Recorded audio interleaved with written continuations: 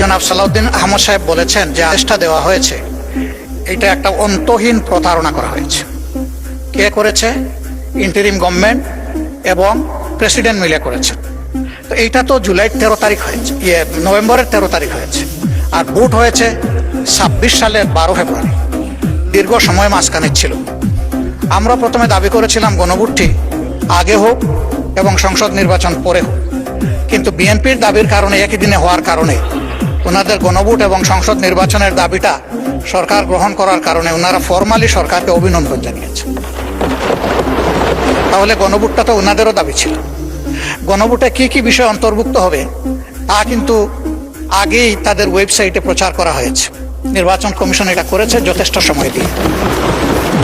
আমরা দেখেছি, সরকারি দলও এটা দেখার কথা। এই সব কিছু দেখে শুনেও যদি আমিও বলি, মাননীয় প্রধানমন্ত্রীও বলেন যে সবাই গণভোটে হা বলুন, তাহলে আমরা দুষ্টা করলাম কোথায় আর আমাদের মধ্যে ভাগটা হলো কোথায়? আমরা তো এক হয়ে করেছি। আমরা আমাদের জায়গায় আছি, আমরা জায়গা পরিবর্তন করি নাই। আমি ধন্যবাদ জানাই জনাব সালাউদ্দিন আহমদ সাহেবকে। উনি বলেছেন যে উনি দাবিটা প্রথম করেছিলেন। জনগণ কি চায় সেটা আমরা জনগণের কাছে ছেড়ে দিই।